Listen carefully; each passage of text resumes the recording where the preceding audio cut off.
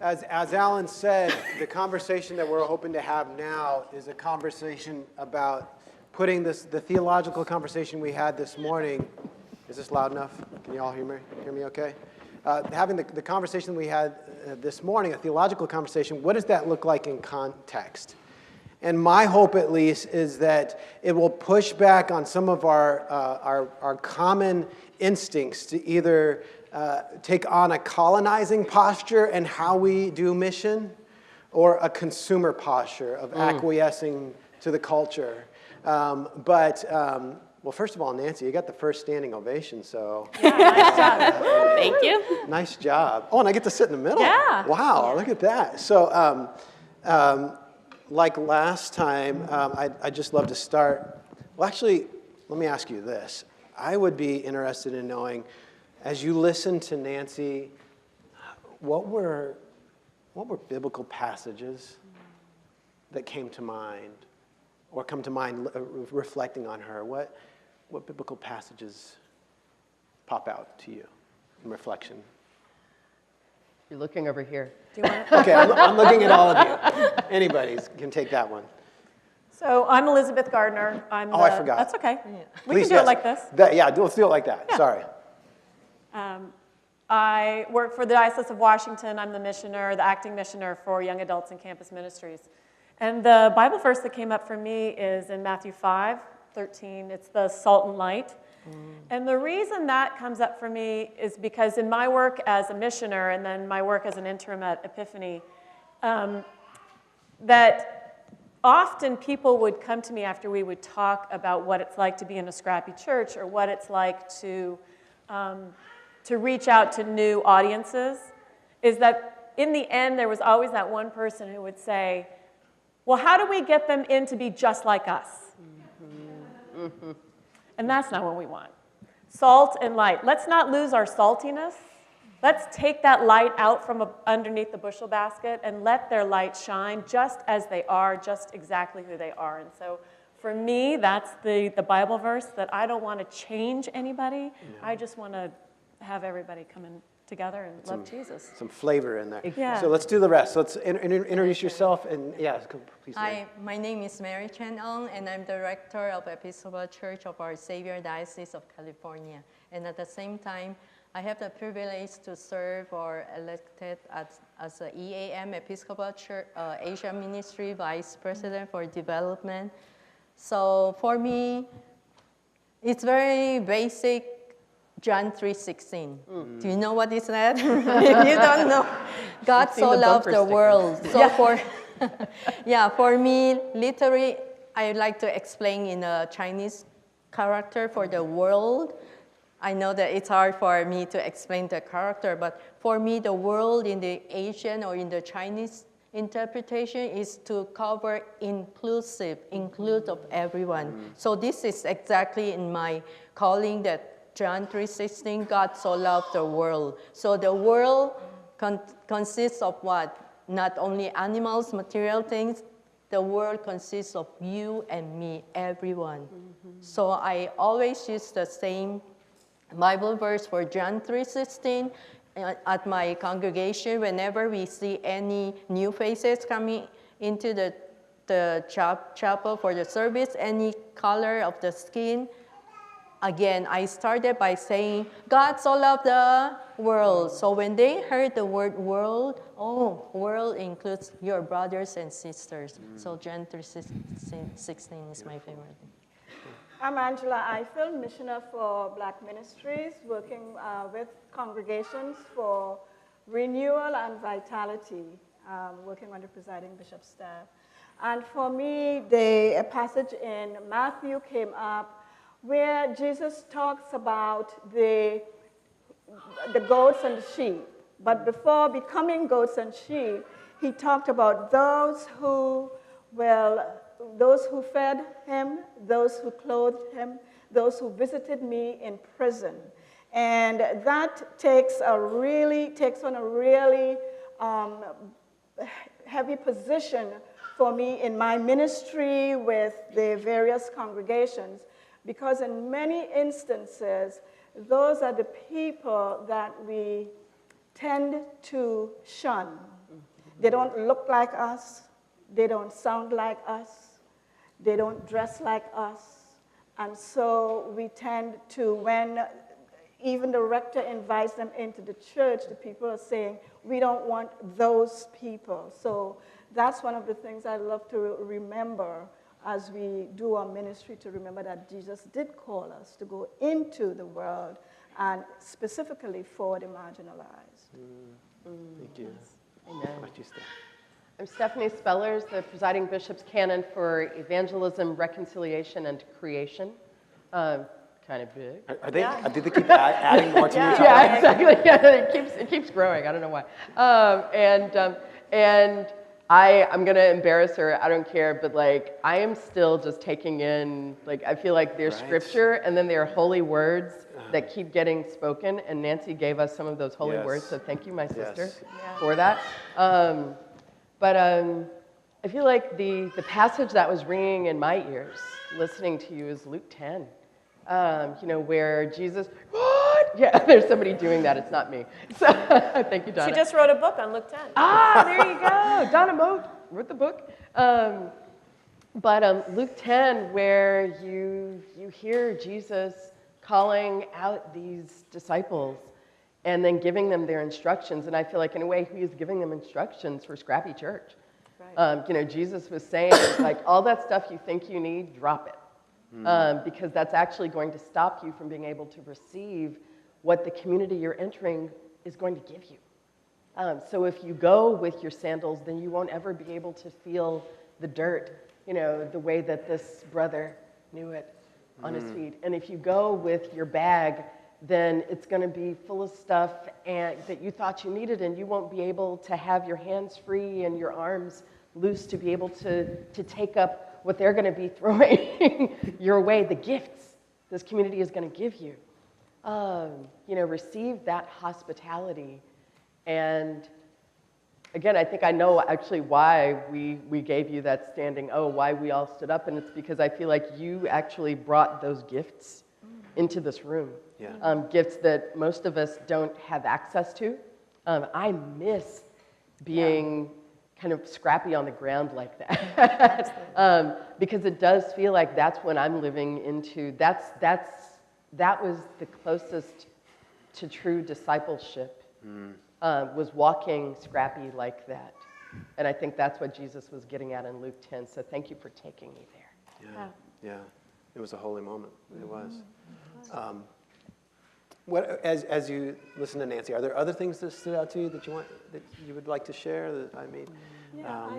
There's a story that comes to mind where I was doing a Bible study, a small lunchtime Bible study with a small group, and every week this homeless woman would come in with all of her bags and everything, but she participated. And this one particular day, we were talking about sharing our gifts and whatnot. And I think we were all a little bit amazed in our, selves, thinking that, we are the ones with the gifts or whatever. But anyway, she shared that she comes to the church to get new clothing, because we always had clothing out.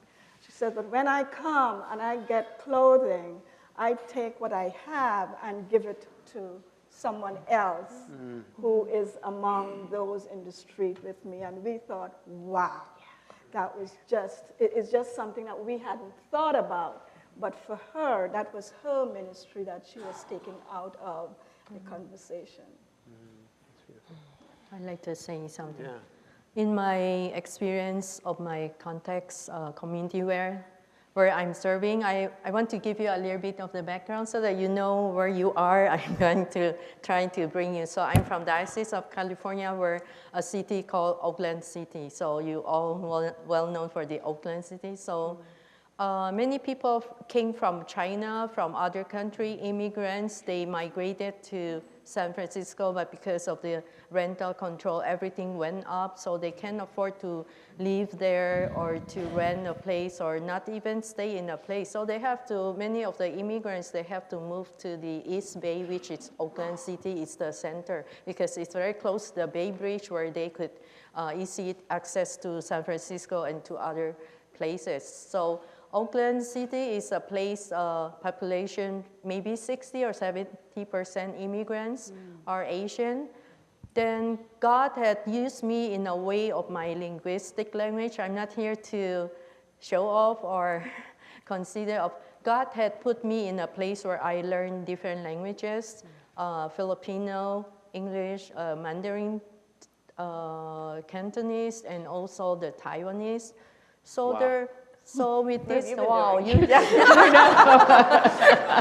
you said wow, but I just want to say one thing. I saw that everyone may be tired. Someone from my congregation she was asking me, Reverend Mary, in your dream, what language are you using? Right? Very practical. Then I said, it depends on who's the person approached me. Then I don't yes. Well, yes. this is really God gave me a gift. So God has given each one of us a gift, and watch out. The gift that God needs you to use it, then you have to use it. So there was one afternoon Wednesday, and this is about the food pantry, and family immigrants, they cannot speak English or not even any English or other languages. So they cannot work. When they cannot work, they can't find a job. They cannot raise their family with food. So the only thing that they could survive and help the family from children to grandchildren is to go to a food pantry. So there was one afternoon. We have the collaboration with St. James in Oakland with our church for the food pantry. So there was one afternoon, someone called in. Reverend Mary, hurry up, come to St. James. Many people were fighting. They were pushing each other to get the cans of food or whatever. So we cannot do anything. We just have to stop the fight by closing the gate. So when I arrived, everyone was pushing, and some were laying on the sidewalk, and somebody was beating on them, close the gate. No more food pantry for today. Because you guys, I was standing there with my members. I asked the help from my members, leaders. I said, hurry up, let's go to St. James, Oakland. They need our help. And then when we arrived and someone was yelling, no food for today. If you're not behaving, no food forever. We're not going to distribute anymore. And those food were from Alameda Food Bank. So when I was listening and with my members, what is going on? So we have to went to the leaders and talk to them. What's going on that people were fighting? Maybe there's a reason. So I have to take the courage to stand up. Okay, please listen. And in our culture, we have to respect no matter what education attainment they are, we have to call the title a grandma, grandfather, auntie, or uncles. Please keep quiet. Let me explain it to you. The reason why they have to close on the gate because we have to have a good line control. Oh, that's only line control. We didn't understand what's going on. They just closed the gate. So from that time on, I explained to them, the line control is this. The procedure goes this way. When you come here, you stand in your line and they will pass out the numbers and randomly. It doesn't mean that when you get here first, you're number one. The numbers randomly. So when you come here first, you still might get the number 50 or 55. So after explaining to them, oh, we didn't know. So some were just listen to the system. And after that, I said, now we make the announcement. Starting next week, our group will stand here and we will explain to you how you're going to line up to get the food. So because of this linguistic language, that not only one language, but they need a Filipino explanation and also Mandarin or Taiwanese. So after everything explained well and the food pantry, Alameda Food Bank awarded to this food pantry for a very best, excellent line control. So because of this, we were invited to help the other area like San Jose or Silicon Valley, all those churches, they are doing the food pantry and they requested us to go there and explain the same system. So this is what I see. I heard about Nancy talk about the thing that sometimes people mess up because they do not understand what are they saying about go to your line, get the number. really, they are human beings. Again, back to my verse, God so loved the world. They are the people of God. They are inside the world. We have to love them. So I always remember that verse, John Jesus. So your example of St. James makes me think of a common issue we face both in many of our urban contexts and rural contexts where we have great need, right? And in many of those contexts, we have taken on a posture of providing a service to those people. We, will bring in whatever. But you did something very different there, and what Nancy was embodying in her story to us was something very different of being with people, of listening to people, understanding them, of explaining whatever's going on in their own language. And that seems to me a really critical piece of the future in some of the most desperate situations across the church. That we resist this impulse to do ministry for others, but we empower them, like Nancy's example of that foot washing. We empower them to be disciples and do ministry with each other because that's part of the dignity that you're talking about, it seems like. And each of you has a very unique perspective where you kind of get to look at this higher vantage point of what's going on across a variety of contexts. And am I right? Am I wrong? And how can we do a better job of that in those types of places? So one of the things that comes to mind is I used to be a buyer for Nordstrom, and the only reason that's relevant is Still get the discount. no. Discount. I'm sorry. Go on. Okay. But the only reason that's relevant is because at Nordstrom, the customer is the most important person always. And then as you get promoted, you actually get demoted. You move down. The further away from the customer you are, the less important you are to the company. I feel as if, and Nancy and I were talking earlier, and I said something, and she said, oh, one time I almost made a career-ending decision or statement. This might be that moment. So the church, I feel, is like this, and we need to be like this, right? The congregation, the baptized, the people are here, and as we go further and further away from the people, the less important, sorry, where's Bishop Doyle? I didn't think about that when I said it. That's right, yeah. But he's mine. Yeah, sorry, Jason. She said right? it. So the further and further away we get. And so I feel like it's really important that we remember our job is to lift up others, to be in the world. And and now here I am in a seminary, I'm going to say this, whether you're Christian or whether you're Muslim or whether you're Jewish, lifting up everyone, the world, to be the best person God created them to be, that's it for me. That's what I think. So if we could adjust, that would be helpful. Yeah. That would be I don't know how many people are familiar with asset-based community development. There's some hands up, or community organizing, perhaps faith-based community organizing. I feel like in both of those worlds, I've learned a lot, and I'm constantly like bringing the wisdom from those teachers with me into ministry, because in both instances, like what you do is you engage a context, and again, Luke 10, you engage a context and you go in curious about what people know, instead of looking for the places where they need you to fix them, looking for benefactors, what have you. And again, I thank Nancy for just naming the fact that race and class have so much to do with the way that the Episcopal Church encounters the various communities we're part of. And that's true regardless, frankly, of the makeup of your congregation. The DNA of this church is so rooted in the story of empire, so rooted in the story of slaveholders and industrialists and people who were used to having what everyone else needed, they thought. And so that's really shaped the way that we as a church have encountered communities. And we have to learn another way of doing that encounter. Am I making sense? Like we actually, like I feel like part of what seminaries should be training, Episcopal seminaries specifically. Lutherans have their issues, Presbyterians have their issues, Baptists, everybody else got theirs. Ours is empire.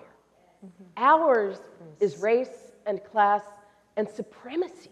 Yep. My God, like it comes out in the way that we talk about liturgy, you know, as if liturgy is only ours. You know? It comes out in the way that we talk about our learned ministries, as if we're the only ones who know how to think. It comes out in the way we describe our churches and say, I'm in a thinking church. What is that? What is that? And so I feel like we've got so much to unpack around privilege and supremacy. I've actually not really used that word, but I'm staying with it. I'm going to work that shit. Because there is something here. There is something here for us about supremacy. But anyway, what I find is that the antidote to that for me is what I learned in asset-based community development, in community organizing. You know, that what you do is you go in assuming that God is present, assuming that God has already gifted this group of people, and maybe I, with my class background or my class reality now, don't know how to see that, but then I ask God for eyes to see it. But what I don't assume is that they don't have it, whatever the it is. I just assume that I've got to learn by being with them, by dwelling with them. This is hard stuff for us. Yeah. Because even in our best, most generous moments, most faithful moments, we talk about doing for, and we talk about having them come in. And all of that has got to get reversed, because guess what? God's already out there doing it with them while we were sitting there waiting for them to come in. They're not coming in. Because now we need what they have. It has officially flipped. We need what they know. We need what they have. It is divine justice that this church has to go out empty-handed and like let that go of Marie supremacy. Kondo. That Marie Kondo. Does anybody read that book? Right? You can't accept a gift if your hands are full. Yeah, no. Right. Yeah, Give or it if they're away. clenched, either. Right, Yeah, it's right. like got to be open, and if you're full, you got to drop it. Yeah. And maybe that's what the decline of the Episcopal Church is for us, to free us, to stop pretending that we have what we do not have, and to need somebody for a change. And part of the teaching in asset-based, one of the lessons that I learned is that we stand behind the table and we give. It's a physical. We give, and we never give those who are receiving the opportunity to give. And we, of course, we believe it's more blessed to give than to receive, but we never give them the blessing for them to come behind the table and to give. So that's part of what asset-based also teaches. But I want to also follow up on something that, a thread that came from Stephanie's conversation, and that is, in 2008, I had my very first meeting with a Sudanese community. I do also, there's a lot of ministry with the Sudanese around the church. And it was a very vital group. I loved being with them. And part of my ministry, a good part of my ministry is listening, just listening. And then after the listening, to figure out with the group what it is you would like to see happen. But anyway, on this particular day, as we were talking, and just about as we were finishing up the meeting, one of the Sudanese young men said, "But you know, Reverend Ifill, they call us lost boys." Yeah. And they said, "We're not lost." Amen. It says, "We have Jesus." And I thought, whoa. And in addition to that, they saw their trek from Sudan through Ethiopia, through going through the jungle and getting to Kenya as a preparation by God to get them here to the United States to be missionaries of the church in the United States. And I thought, wow, it doesn't get better than that. Yeah. Doesn't get better. Wow. So much to learn. It is, and we have so much to learn. Yeah. If we would give the opportunity and just be open to what God is putting before us. So just a couple things that are coming to my mind, and one of them's like practically, how do we get better at doing this? The other thing is the theological implications of this kind of a conversation. Like just reflecting on Bishop Doyle's exposition this morning on the Good Samaritan. Like, are we really prepared? This idea that God is out there, are we really prepared to see Jesus in the other? Are we really prepared to root our salvation in what God might teach us in the other?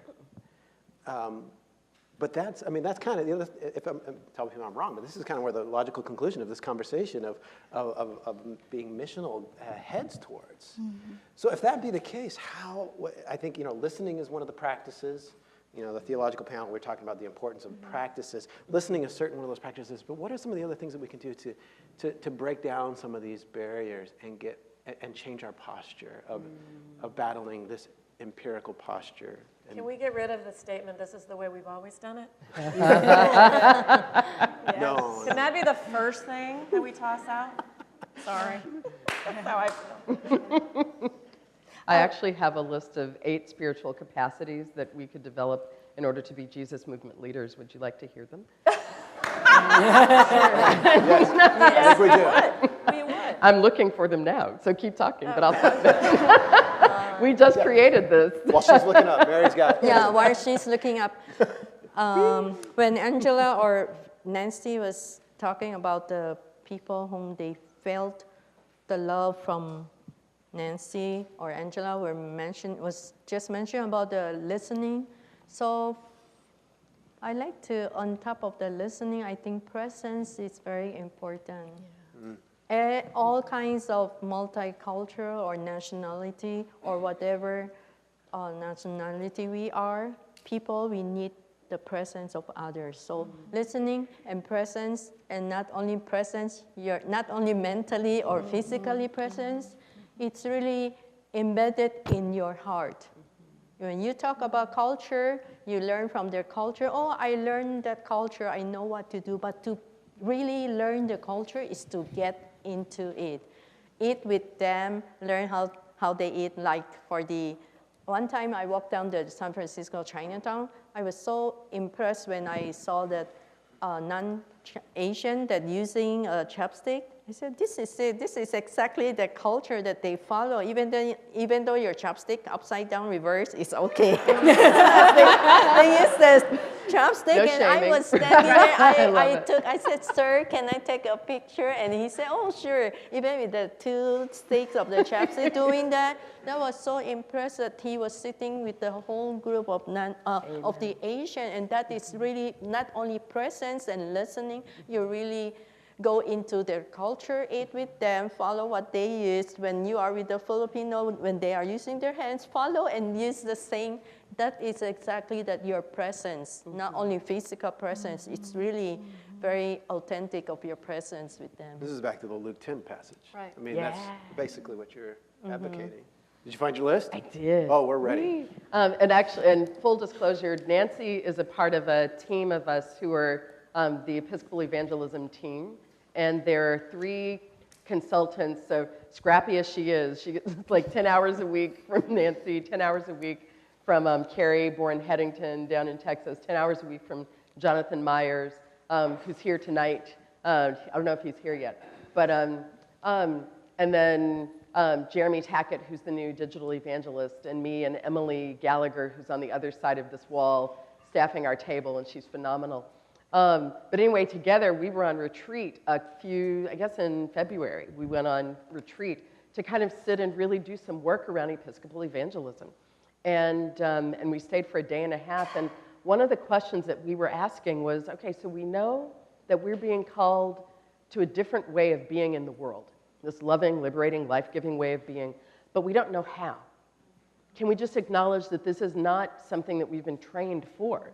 And that lots of other traditions, like Buddhism, et cetera, have very concrete practices and ways that they learn and they train. And that while we have prayer and we have certain spiritual practices within Christianity, we haven't taken the move to do kind of that intentional spiritual capacity development. The development of spiritual capacity is necessary in order to be these movement people. And so we were just kind of pulling together all the stuff that a lot of us had worked on and heard over the years. And we landed at a list of these 8 spiritual capacities that if you develop it internally, how could it manifest as a Jesus movement behavior or as a way of being in the world?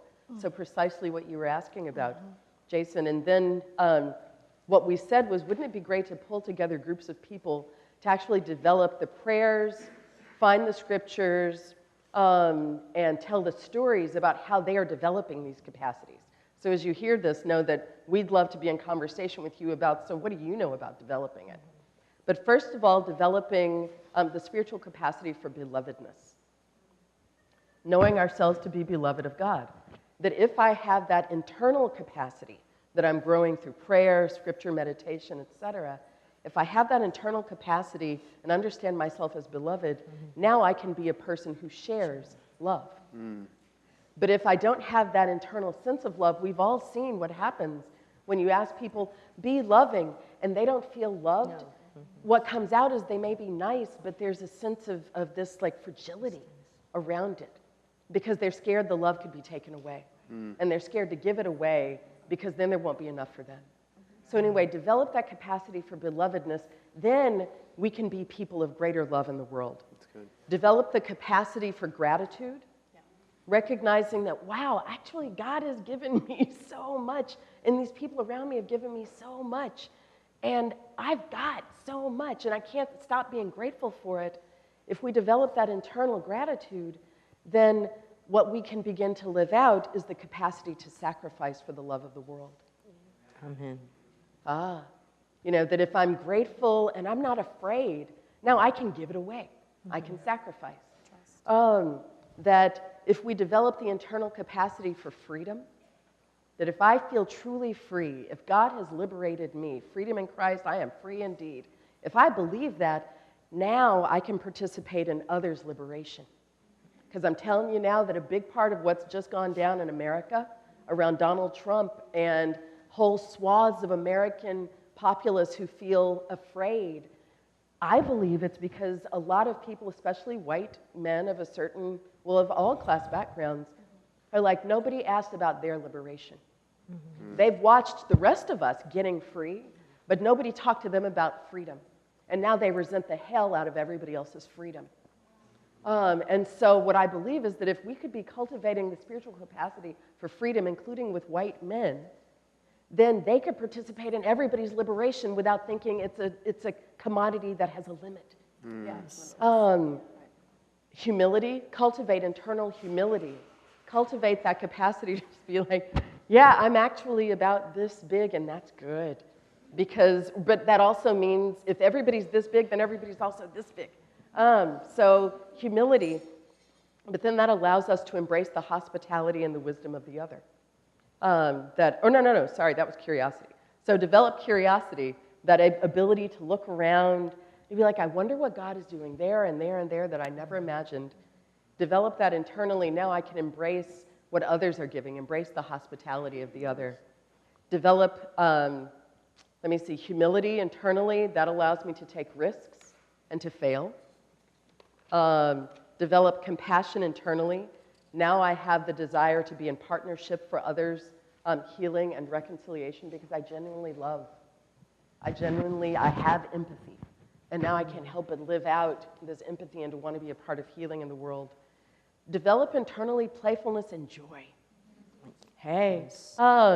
Because if we can develop that internal capacity for play and joy in Christ, then we can embody joy and we can delight in all of creation. And what a contagious group of people we would be if we developed that capacity for joy and then just spread it around. But you can't bring that joy into the world if you haven't received it already. And finally, resilience. Develop the capacity for resilience. Develop that ability to get back up again, to see failure as not the end, but maybe just the beginning of something extraordinary, this adventure with Christ. if I can develop that internal capacity for resilience, now I can stay rooted and committed and hopeful no matter what comes, cross and more.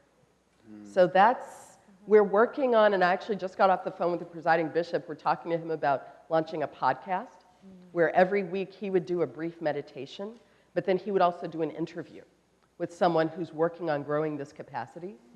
And all of us could be sharing our stories and learning. There'd be a scripture passage with each installment, a prayer practice with each installment. So dare I say, if that's something you would like to work on, let me know, because we do not have the internal capacity or desire to do this on our own. If you have any ability around that kind of thing, or what I've just said excites you, then write to us at evangelism@episcopalchurch.org, because we've got some teaching and learning about the way of love and the practice, growing that spiritual capacity together. Commercial break over. There we go. That's good. That's great. That's fantastic. Drop the phone. Sorry. So, before we bring some folks up to the mic to ask some other questions, one of the things that seems evident from what Nancy was sharing is we really need to rethink how we lift up the assets, the gifts of all those in any context that we're doing ministry. I mean, we're really good at, pointing out the person that's going to be a great donor and seeing that as a value.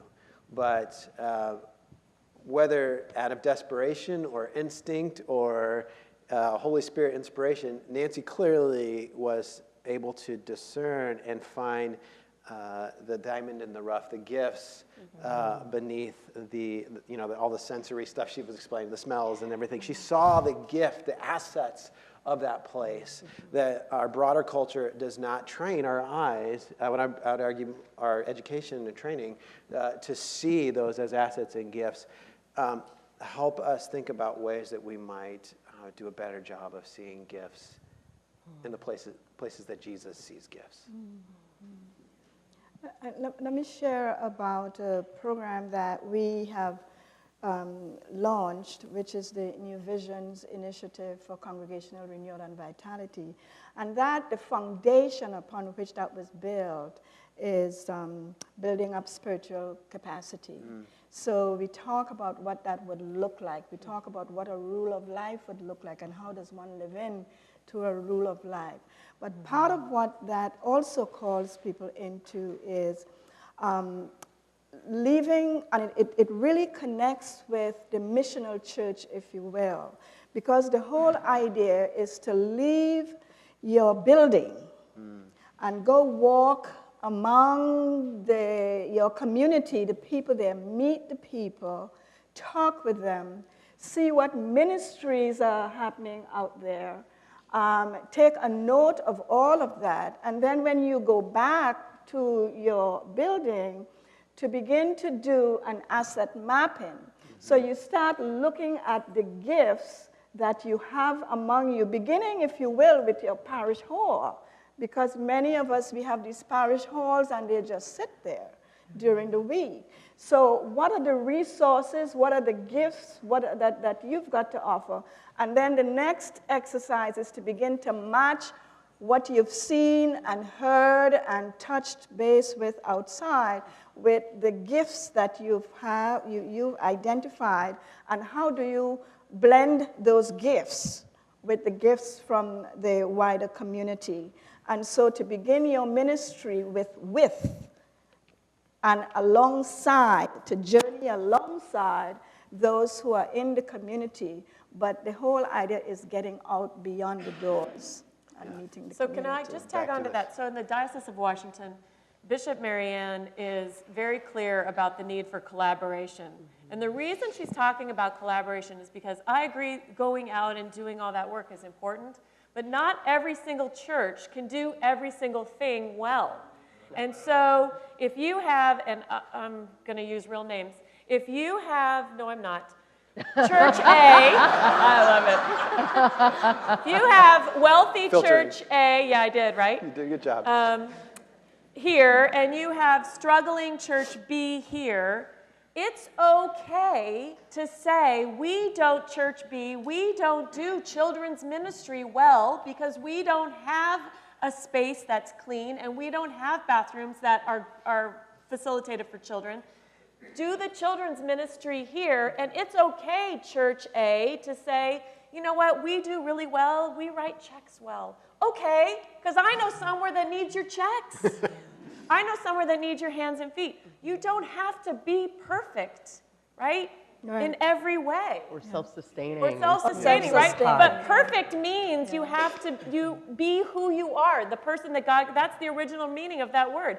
Be the person that God wanted you to be. So be that, be the church that you were meant to be. It's okay to be a rich white church if you look for another church to collaborate. Because there's another church, there's a scrappy church just around the corner who could use your hands and feet.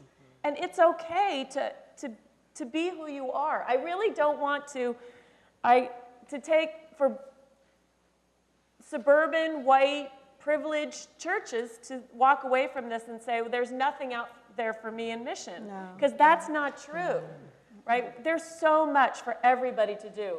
There's a lot of kingdom work to do. Right, We are not done yet. Because that is the idea in going out, to see what else is happening out there. You see all of the various ministries, and then the to church collaborate. doing it, and then partner with them. And it is Epiphany. When I was at Epiphany did a marvelous job of partnering with other churches, not just Episcopal churches, but Lutheran and Presbyterian. Exactly. Because it's kingdom work. Yes, absolutely. And it's also developing, like, I mean, I'm imagining suburban and every kind of church being able to take up, like, learning about those spiritual capacities. You know, that a church, you know, basically for all of us to say, you know, there are ways that I'd like to grow. Like, is there any Christian who doesn't have ways that we'd like to grow? We're all growing into the fullness of Christ. And so at that point, I feel like we're all coming just as empty, just as needy of one another for that journey. So I feel like the more we can meet on that level and share our brokenness and our hope as well, the more, I think, the more mutuality becomes possible. When the interaction is on the level of who does the best liturgy, who has the biggest sanctuary, whatever, then that interaction will always leave the scrappy folks feeling like they have nothing to bring. But if it's about spiritual capacity, there may actually be things that they can teach the rest. I have something came up from my mind when Elizabeth, right? So here come a very wealthy church, and you saw that the B needs financially or other needs.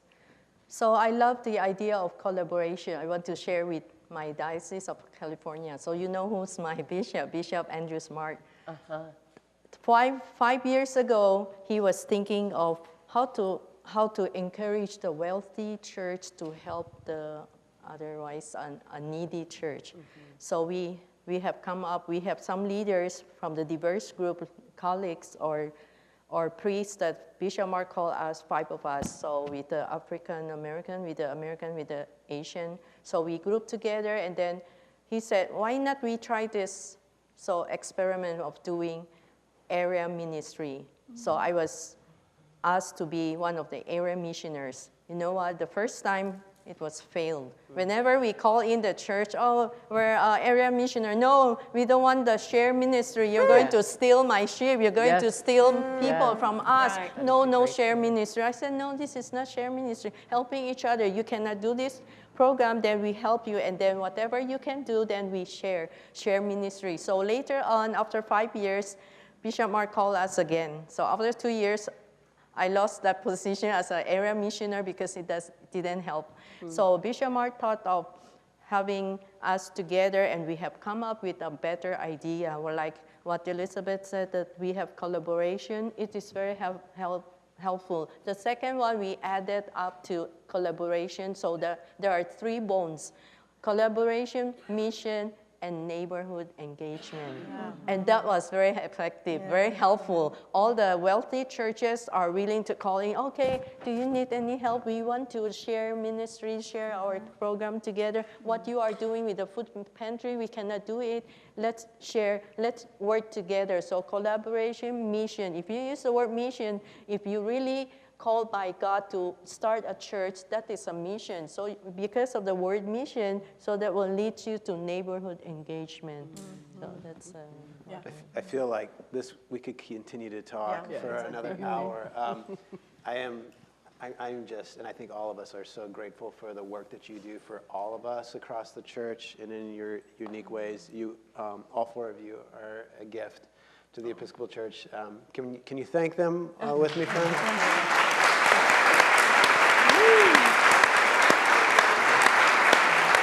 Thank you. We have time for a few questions, so if you would raise your hand if you have questions. And Nancy, why don't we bring you back up? Yeah, definitely. Come on up. I warmed a seat for you. Let's see. We got one right here. Yeah, right here. Hi there. So one of the things I've been thinking about this morning and this day is about the word vocation and how what you all are talking about is kind of an expansive view of what vocation is. And I'm wondering if you would touch on maybe two parts of a question about how does ordination as an institution of the church limit vocation? And also, can we be ordained into other vocations specific to different contexts?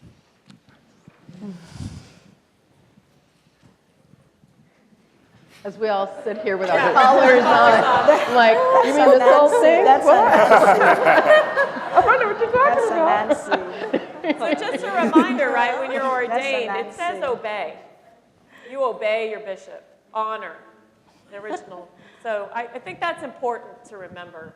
So when you ask about limitations, when my bishop says jump, I say how high. I mean, now, I'm just being honest. Yeah. I don't know about the rest of you, but when my bishop says jump, I say how high. But my bishop is awesome.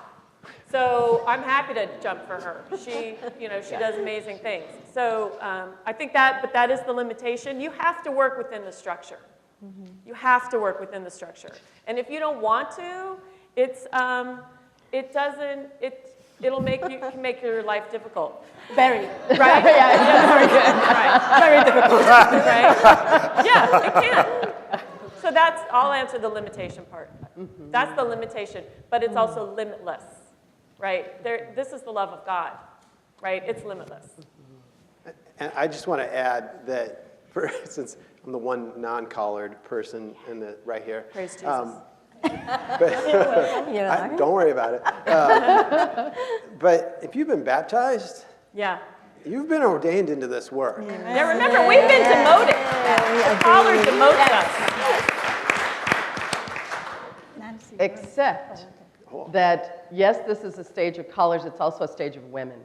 So let's be realistic. Yes. I'm just going to name this stuff, that when people of color and women speak in this church without collars, like it's already hard enough to be heard with the collar. You take it away, and that's a factor.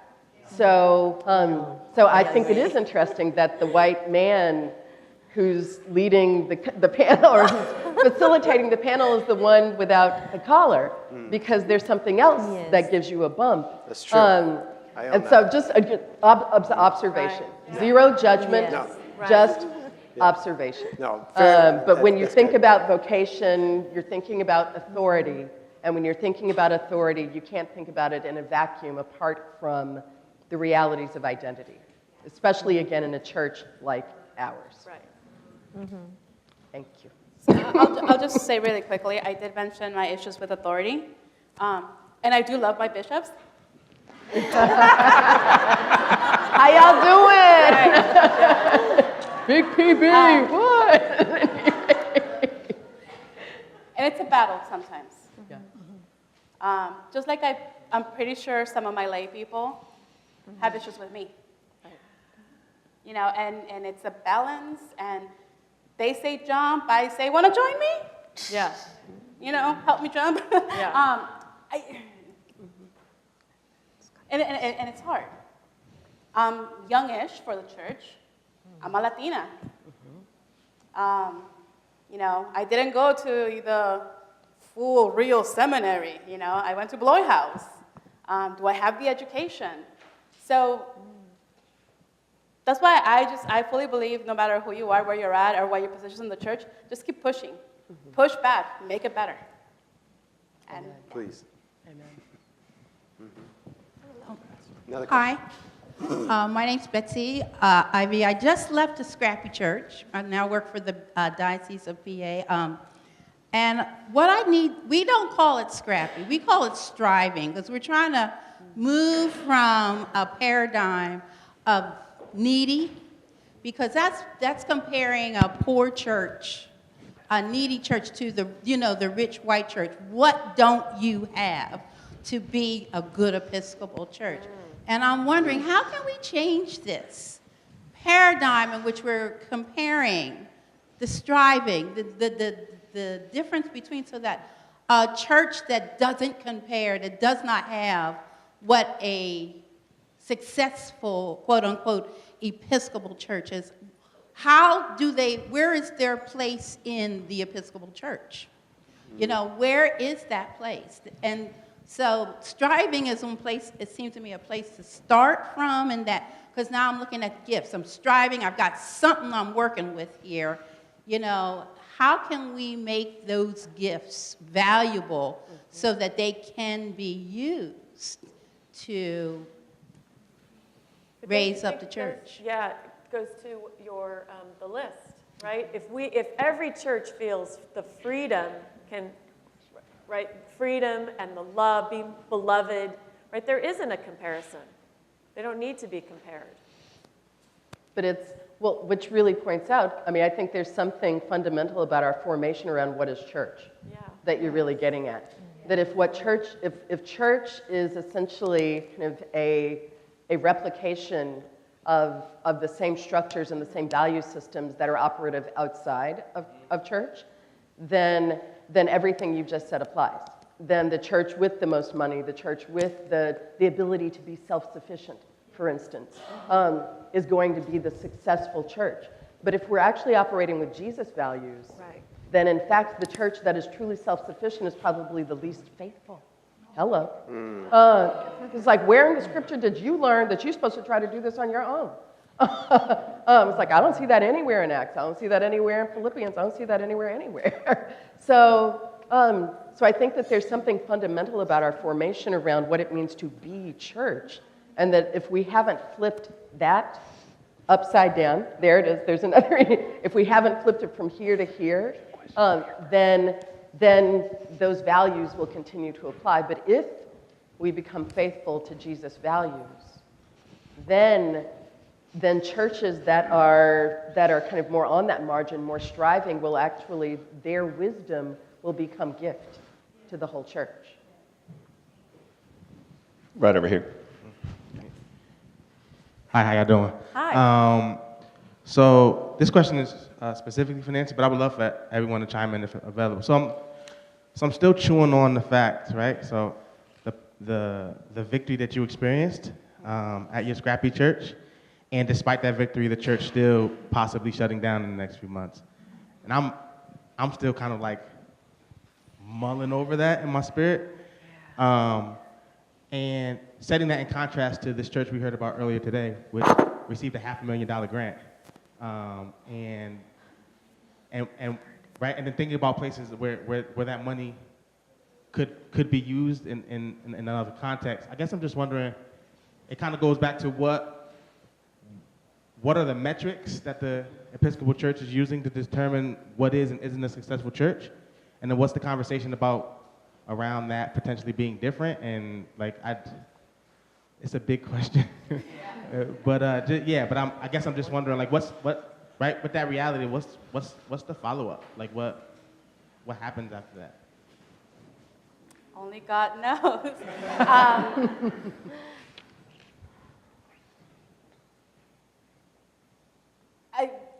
My situation is, that situation with that I describe, it's a long and icky process, but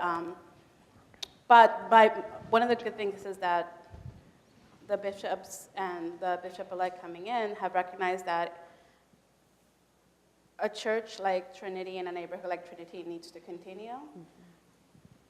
I just would like, and I think others would also like in similar situations as I am, to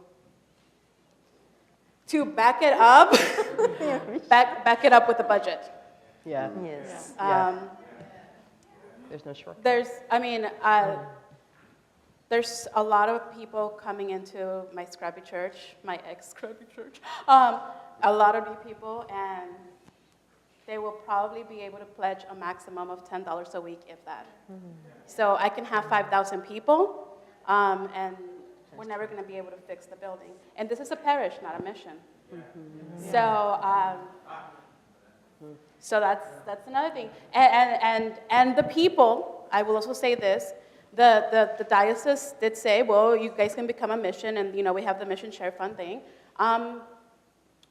But the people have been burned, not just by the church, but they have been burned their whole lives, that they don't necessarily know if they can trust that they're going to be taken care of. So when their scrappy mentalities and their scrappy spirit, they say, we're going to continue being a parish, and that means that I don't know what will happen by the end of the year.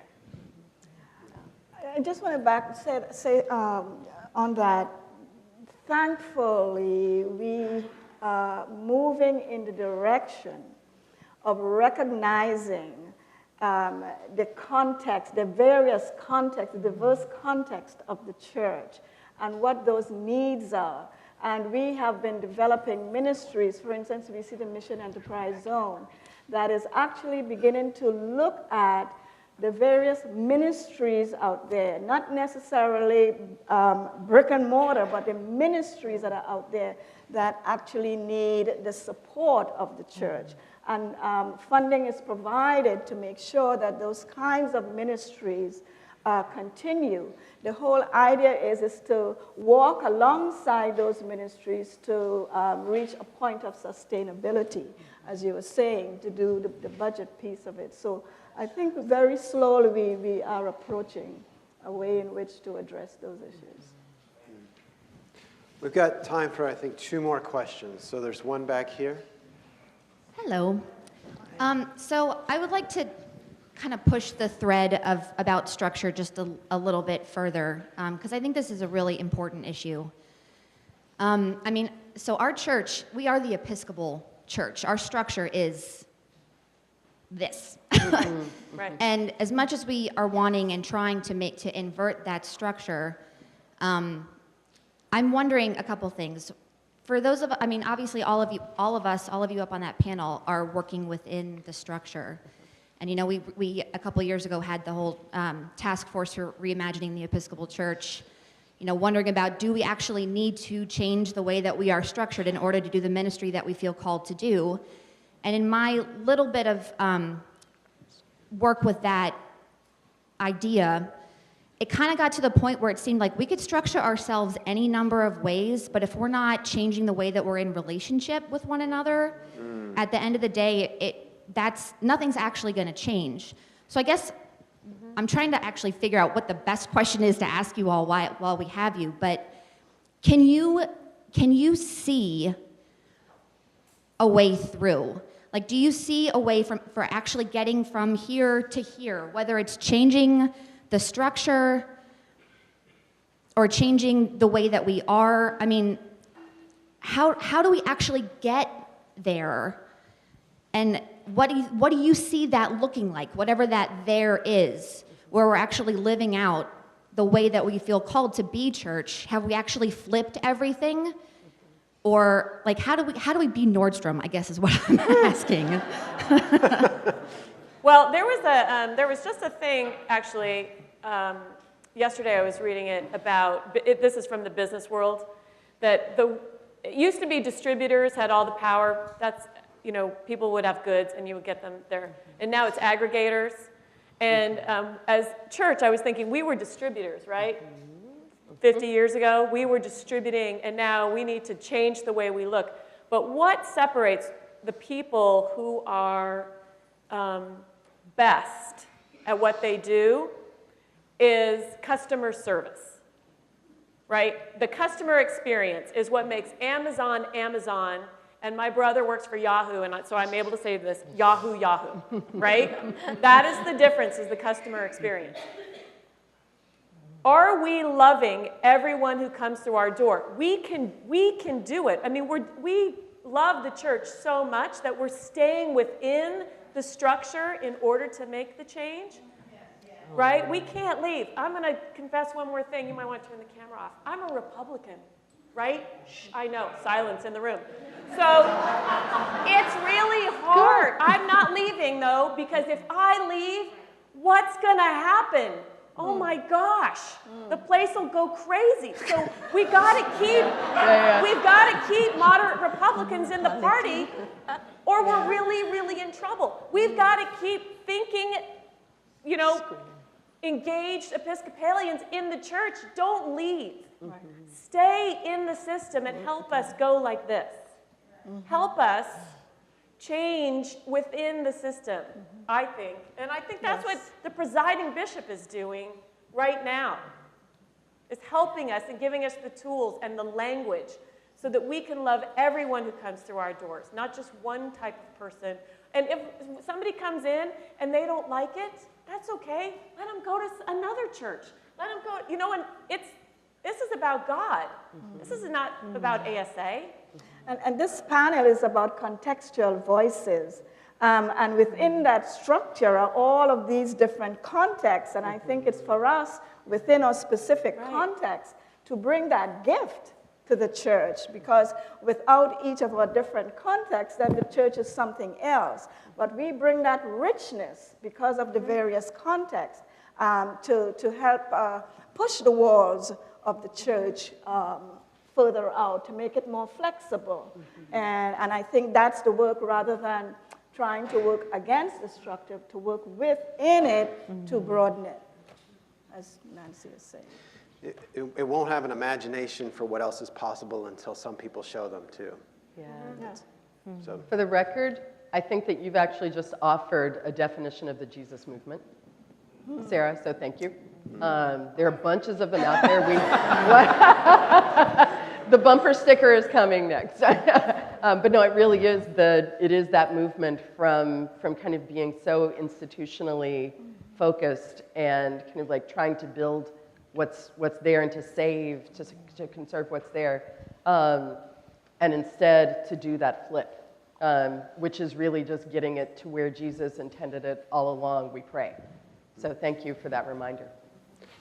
one more question. Jimmy, it looks like you have something. No? Okay. So a quick comment before we think about restructuring. There's all sorts of business school stories about restructuring companies just because it feels good and it's busy, and it ends up in colossal failure.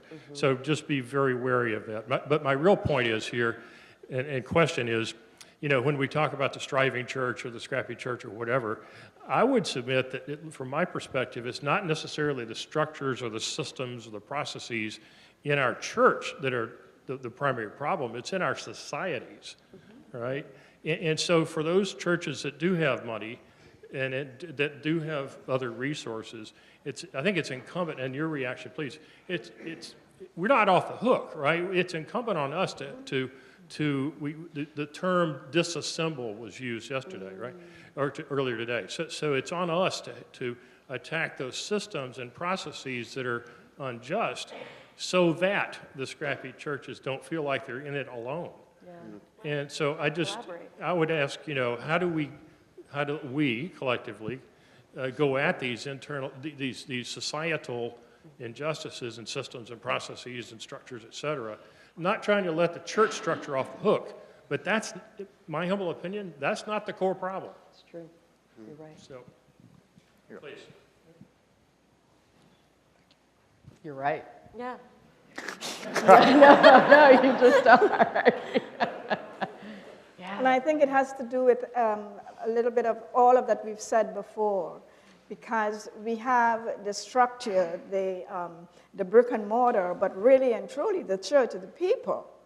And how can we again work with the people, change the hearts of the people, so that the ministry that we see coming out of the church is from the people, which it really is, but also reflecting that love that we've talked about, reflecting God's love. When we say we are sharing the gospel, to really share the love of Christ, how can we do that in a really loving way so that people could embrace it, rather than, which is sometimes the other side, people are saying, well, if that's the way the church is, I don't want to be in the church.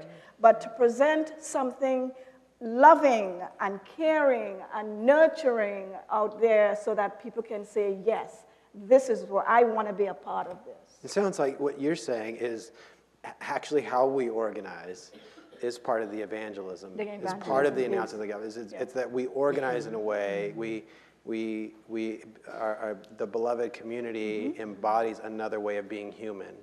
Right. That is an announcement in and of itself. In and of itself, yes. Of good news to the culture around us. If you'd like to be a part of more conversation on that topic. Commercial, here we go. Yeah, this is full-on commercial. Actually, Nancy and Jonathan Myers and I are going to be in the pub tonight. I'm not sure what time we're going to be doing this, but I think we're even treating folks. Is that right? Not the whole place. It's a small enough space. But wait. But the conversation we actually want to have is about what you just said. It's about, so what are we proclaiming? What is good news? How do we actually embody it and not just say the words, but then keep living like a church that doesn't feel like good news in the communities we live in? And how do we connect with other folks who care about that, who might think of themselves as evangelists or might not?